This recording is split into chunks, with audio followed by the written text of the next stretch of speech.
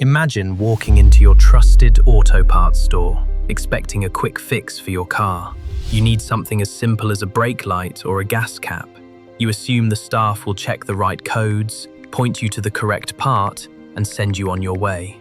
But what if, by the time you get home, that part is completely wrong? For decades, AutoZone and O'Reilly were the go-to destinations for millions of Americans.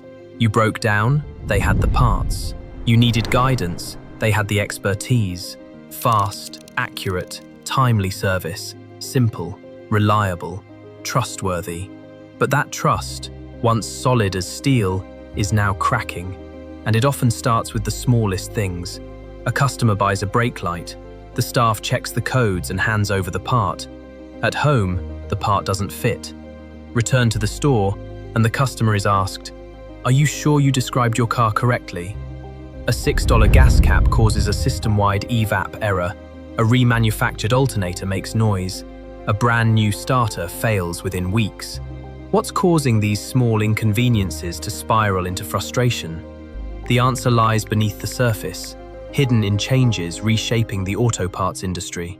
We investigated hundreds of comments from AutoZone and O'Reilly customers and employees. Patterns emerged that reveal why trust is eroding. The quality crisis. Customers report newly installed alternators making grinding sounds and remanufactured starters failing within weeks. Some say new parts are worse than salvaged ones. This isn't isolated, it's happening everywhere. Reddit, forums, comment sections, parts failing right out of the box. One customer said, "In the old days, aftermarket parts were the economical choice. Now it's a matter of luck." That luck factor fuels outrage. Manufacturing has shifted to cheaper overseas factories. Defect rates are rising. Retail chains face higher costs, rent, wages, shipping. So they import cheaper, high-margin parts to compete with Amazon and Rock Auto. Customers pay twice, once for the bad part, again for the replacement.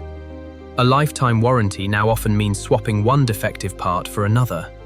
Customers want parts that work the first time.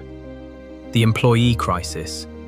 Employees are underpaid, overworked, and undertrained. Training often lasts only days, enough to locate parts, not diagnose problems. Customers expect expertise, but stores rely on part-time staff who can look up codes, not solve issues. Mistakes and tension follow. The price paradox. Aftermarket parts aren't always cheaper. Customers report paying nearly dealership prices, or more, at AutoZone and O'Reilly.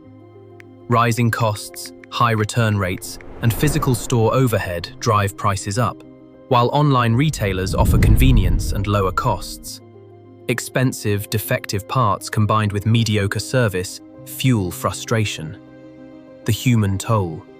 Employees feel blamed for problems beyond their control. Customers feel ignored and undervalued. Trust erodes quietly, and customers don't complain, they leave. The emerging ecosystem. Customers now turn to Rock Auto, Amazon, Costco, junkyards and dealerships. AutoZone and O'Reilly are stuck in the middle, struggling to compete on price, convenience and trust. The domino effect. As customers leave, stores cut costs further. Service worsens. More customers leave. A vicious cycle forms. The takeaway.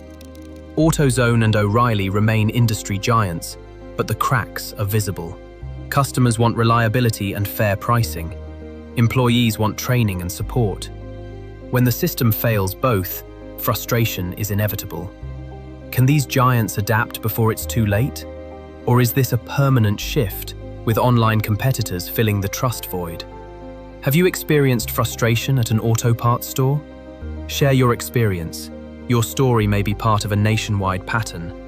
Trust, once broken, is hard to rebuild. And in the spare parts industry, trust is everything.